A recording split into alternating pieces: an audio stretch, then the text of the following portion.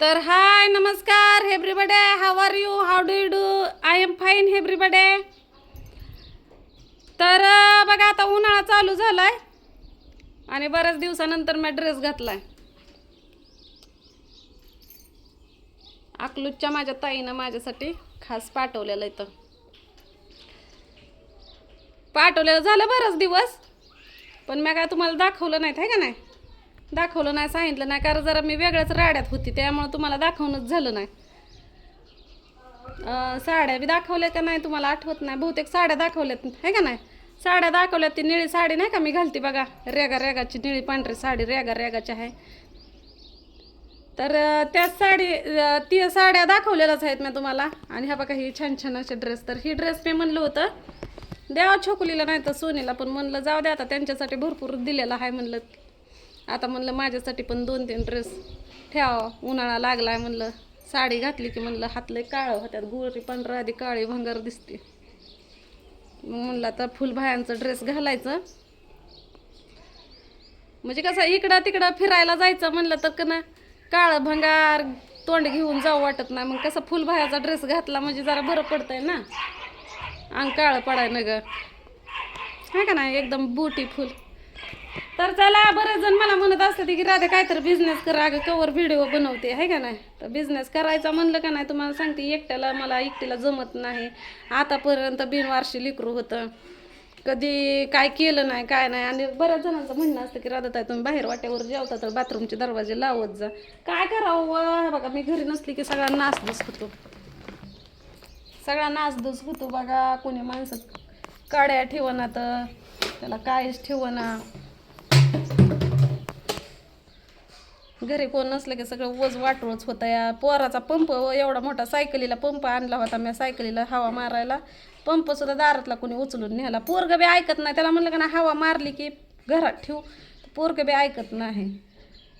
तेव्हा काय मी घरातच असायचे बघा. पोरं दोन्ही शाळेत गेलं की मी एकटे. हां घर झाडून मारलं की. आज कावी गेली नाही शाळेत, आज कावीची रिक्षा हुकली. आता कशामुळे हुकली तुम्हाला सांगते की, आज तिची झाली सकाळची शाळा चालू आणि आम्ही गेलो होतो तिकडं पूजेला, नवीन नवरा बायकोच्या इकडं नाही का. मी तर उठली बाई 6-6:30 वाजता उठली. आपण पाणीच नव्हतं, कारण तिकडं पूजेला आम्ही गेल्यावर अंधार पडला आणि मेघाताई पण कुठं तर गेली होती. मेघाताईच्या इथनंच मी पाणी आणते ना, मग पाणी पण नव्हतं. मग सण्याला लावलं आता शाळेत 10:30 वाजता.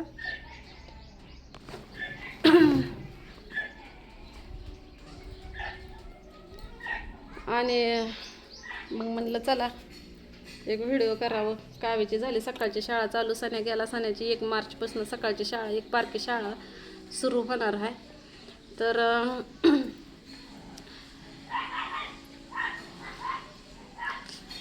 मी माझ्या स्वतःच्या बिझनेससाठी काहीतरी आणलं या हे का नाही. कवर जागावं लोकांच्या भरोशावर, पण अगोदर मी ट्राय करणार आहे बरं का. मी बिझनेस नाही करणार, मी आपलं घरगुतीच करणार आहे माझी मला स्वतःसाठी. कसं आहे माहिती आहे का, मला जमत नाही हो एकटीनं काय काय करायचं. एकामेकाला जोडीला असलं का नाही मदतीला, तर मग माणूस उल्हासानं करतं आहे का नाही. आणि बिझनेस वाढल्यावर कसं असतं तुम्हाला तर माहितीच आहे की, एकट्या माणसाची लय पळापळ. पोराला सोडायला जायचं, पोराला घेऊन यायचं, परतलं घरातलं काम असतं या, आणि परच्याला इकडं तिकडं सगळं मला एकटीला बघायला लागतं. तर कारभार तर काय कामाला जातातच आहे का नाही. तर हे बघा मी हे काय आणलंय, हे काय आणलंय तुम्ही ओळखा बरं मला, हे काय आहे. तर हे ट्राय केलं होतं मी मगाशी हे का नाही, थोडंसं अडखळत होतं.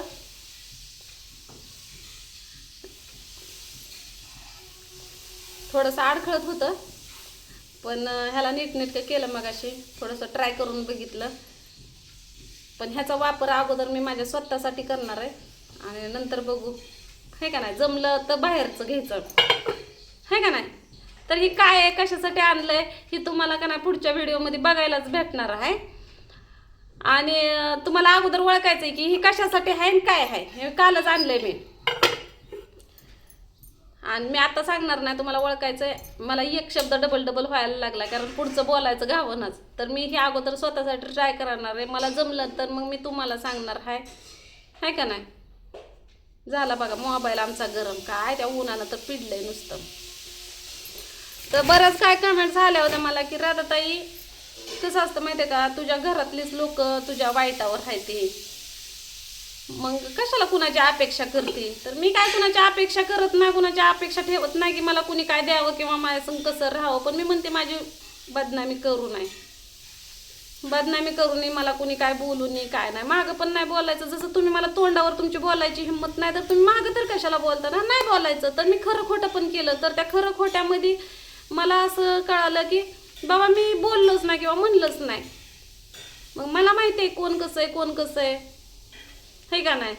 पण माझं म्हणणं आहे की नाही बोलायला पाहिजे. जरी त्या माणसांना मुद्दा म्हणून जर माझं का जाहीर केलं असं तसं, हिला सांगायचं नाही, हिला बोलवायचं नाही, तरी त्यांना पण तसं म्हणून त्यांचं काय बिघडवलं मी, त्यांचं पण काय बिघडवलेलं नाही. फरक एवढाच आहे की मी त्यांच्याबरोबर बोलत नाही. आता का बोलत नाही ते तर काय तुम्हाला सांगायची गरज नाही. नाही आवडत मला त्यांच्यासंग बोलाय, कारण ती का ना जे त्यांच्या पोटात असतं ना ते त्यांच्या होटात कधीच नसतं. जे माझ्या पोटात असतं ते माझ्या होटात असतं. जे माझ्या मनात असतं ते मी बोलून दाखवते. आणि ते लोक त्यांच्या मनामध्ये वेगळं असतं, पोटा म्हणजे नाही का तोंडामध्ये म्हणजे वर्ण गोड, गरजेपुरतं गोड, दिलं घेतलं तर गोड.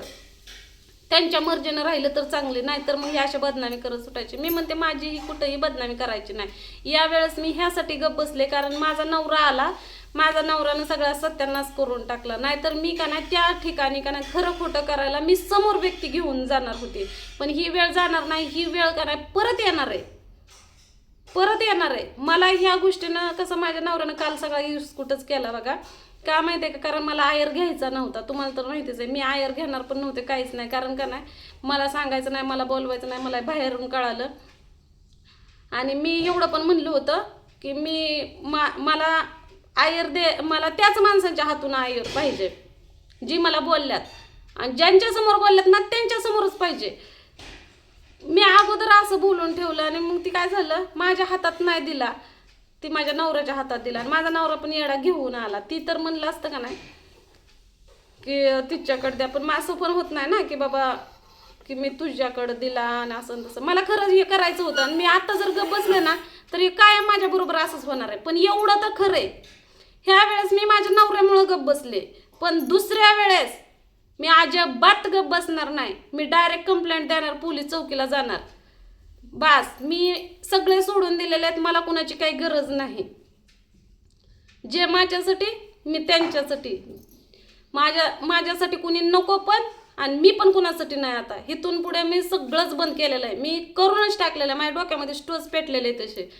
तर आता तुम्हाला सांगते की माझ्या नवऱ्यापेक्षा आयर दिला, तीच साडी आहे का नाही. तुम्हाला मी आता साडी आणि हे दाखवणार ड्रेस. तर चला, तुम्हाला आयराची साडी बघायची असली तर पुढच्या व्हिडिओमध्ये भेटू, कारण हे झालं लांबलचक व्हिडिओ. त्याच्या अगोदर तुम्हाला ह्या व्हिडिओमध्ये सांगायचं आहे की हे काय आहे,